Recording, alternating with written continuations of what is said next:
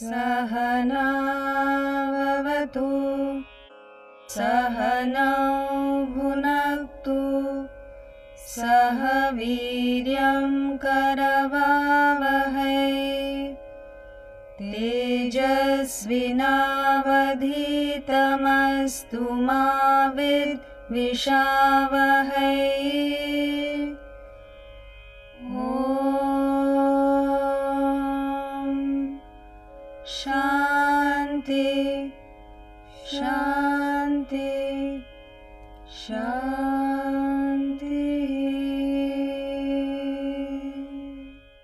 The Bhagavad Gita is a text 5,000 years old, which has inspired generation after generation of young Indians to aspire for excellence, achieve it, and establish a culture that is unshakable.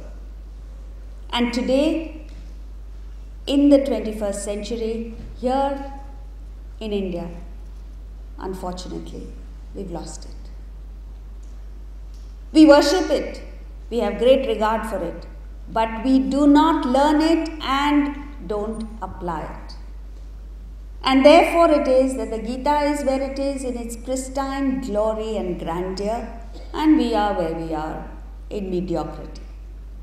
Unable to face life's challenges, unable to attain that level of alertness that is the birthright of every human being. And so,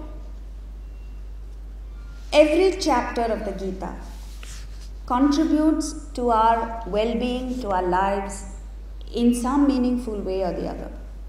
It is for us to take the knowledge of the Gita and study it, reflect upon it, apply it, live it. It is only when it becomes a living knowledge that you understand the power that there is in these simple, deceptively simple principles. When you're exposed to these principles, you'll say, oh, I've heard it before, so what's new? But the problem is, we've all heard it. We all repeat it, but we don't live it. The physical location where the Gita was given out by Lord Krishna to Arjuna is not very far from here.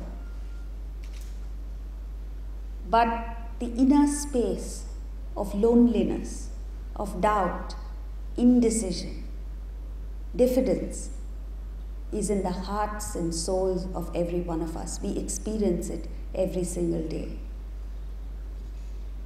And these wonderfully empowering ideas, thoughts, help us to overcome life's challenges. The Gita is an explanation of the truths given out in the Upanishads. What is the difference between the Upanishadic knowledge and the knowledge of the Gita? Upanishadic knowledge is very subtle and is meant for contemplators, people who have done their homework and have a few doubts. The Bhagavad Gita, on the other hand, is meant for the common person, you, me, all of us who are out in the world. In order to take the knowledge of the Upanishads, we need to be in an environment of solitude. Therefore, the Upanishadic knowledge was given out in the Himalayan valleys. But to learn the Bhagavad Gita, you don't need to retire to a forest or the Himalayas or to an ashram. It is meant to be applied as you are, where you are. Wherever it is that you are, you apply the principles of the Gita and your inner world changes. Your levels of happiness change. Your levels of success change. And so the Gita is meant to be lived in every office, in the living room, in the boardrooms of companies, in the courtrooms, in life in general. But that's not how we see it. The Gita itself, we think we need to retire to a forest or an ashram to study. That's not true. So it's all about how to face the challenges that come to each one of us. Right now you've seen various challenges. The mic is not alright, the sound is not alright, technology fails you, lights fail you, everything happens. But the uniqueness of the human being as against other species is that other species succumb to these challenges and must necessarily suffer. Whereas the human being alone has the ability to fight and overcome the challenges. Every successful person in the world you see has one thing in common, and that is the ability to overcome challenges. So whether you are a student doing an exam or an executive fighting corporate battles, or a salesman trying to achieve targets, or a patient who has just been diagnosed with cancer or a life-threatening disease, every one of us goes through challenges. How do you face them? How do you overcome them? How do you arise from the ashes all over again when challenge after challenge hits you is the point. And therefore it is that the knowledge of the Gita is meant for the young. Arjuna was one such young, brilliant, dynamic, energetic human being. From where we got this idea that the Gita is meant for old people, I don't understand. So wherever you go in the country, only old people come. No? Oh, I'm glad to see that Delhi is different. You are the capital of the country, you are the trendsetters. So, what is essential to the study of the Gita is a spirit of humility. What we mean by humility is acknowledgement of your ignorance. Just as when a disease strikes you, you are not a healthy person. How do you go to a doctor? How should you go to a doctor? You should go with the understanding that I don't know what's wrong with me, I don't know how to cure myself, and therefore I go to the doctor. When you have a legal problem, I hope you don't, but if you do, how do you approach a lawyer? Nowadays, people, when they have medical problem or legal problems, first they download information from the net and then go to the doctor and say, this is my disease, and you prescribe this medicine. So in effect, you are treating yourself. You are not helping yourself to the other person's knowledge. The same thing with life situations and challenges. When you are hit with a challenge, when you have problems of the spirit, as they call it. I mean, spirit never has a problem. You are the one who has a problem. How must you approach a guru? With humility, not with arrogance.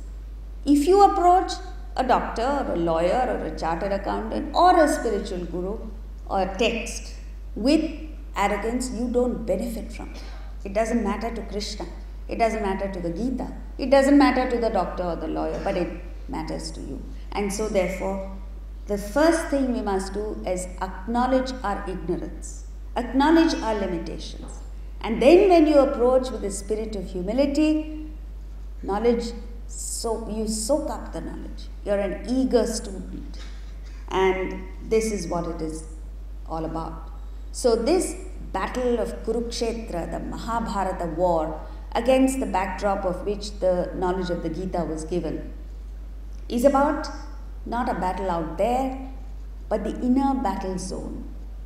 The inner battle which each one of us fights. Spirit, trying to come to terms with matter. The higher, battling with the lower tendencies. Every one of us has higher aspirations. Every one of us, unfortunately, has lower negative tendencies. And it is this battle between the positive and the negative that the Gita is dealing with.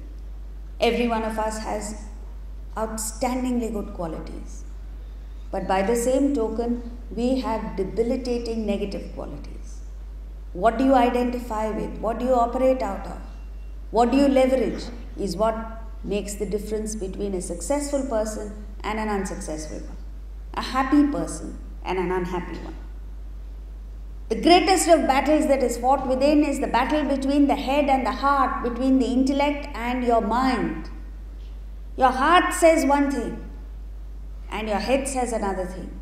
How do you resolve this conflict? The Gita, Vedanta, life itself speaks of two paths that are available to us, and Vedanta calls it Preyaha and Shreyaha.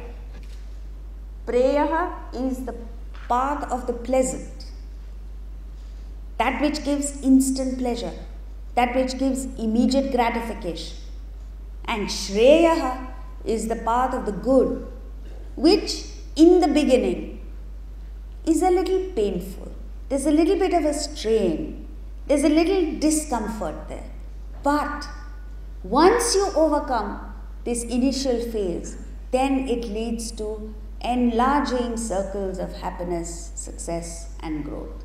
So because we don't know this, most of us choose Preyaha. And each of these, Preya and Shreya, are divided into two. So let's see what this is. Number one is pleasure. When you contact sense objects, it gives immediate pleasure. You eat food, it gives pleasure. You watch a movie, it gives instant pleasure. You do whatever it is that you conduct with your sense objects, sense organs. Contact of sense organs with sense objects gives instant gratification. So this is one very strong motivator among us. The second is success. There are those of us who are not motivated by mere sense contact, but they are deeply motivated by a desire to succeed in the world.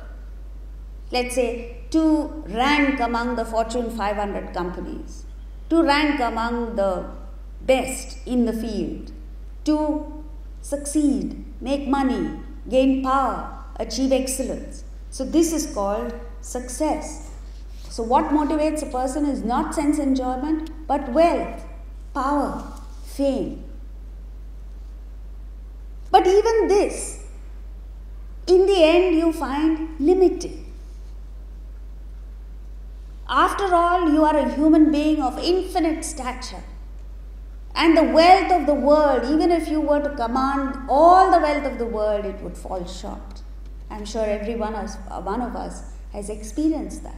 You achieve success and then you say, then what? So what? As Kalidasa said, Tatakim. Tatakim means anything you achieve in the world. Your mind tends to say, so what? Now what's next?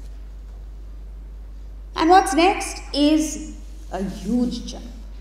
So there are those of us, a few minority, who move from the desire to gain for oneself and family to the desire to give. And what a wonderful motivation that is.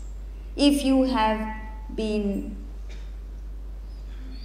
struck by this desire to give, to serve, to do service to others, it is so enthralling, so exciting, so delighting that you will never go back to the desire for personal wealth or fame. Incidentally, a person who works in a spirit of service gains the wealth of the world. Just one thought, you don't need to do anything. Just the thought of how can I use my talent, my abilities for the welfare of others. There's a beautiful term in the Gita called Loka Sangraha. Once this gets to you, once you're gripped by this urge to pay back to society, to do good to society, and then your life is worth living. Every morning you wake up full of enthusiasm, full of energy, full of creative ideas and thoughts. But as long as you're looking at what's in it for me, you are neither happy nor prosperous. That's why Krishna says, for what are you performing selfish activities? So anyway, there are people who have this. And this is called the call of duty. In the 3rd chapter of the Gita, Krishna says, Niyatam kuru karmatvam karma jayo hya karmanaha. Perform your obligatory duty, because that is the highest form of action that you can perform.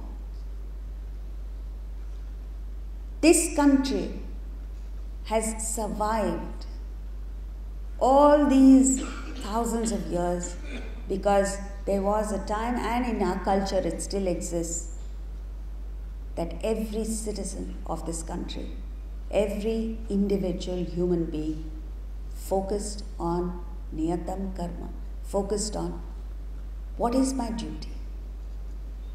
And in that lies fulfillment.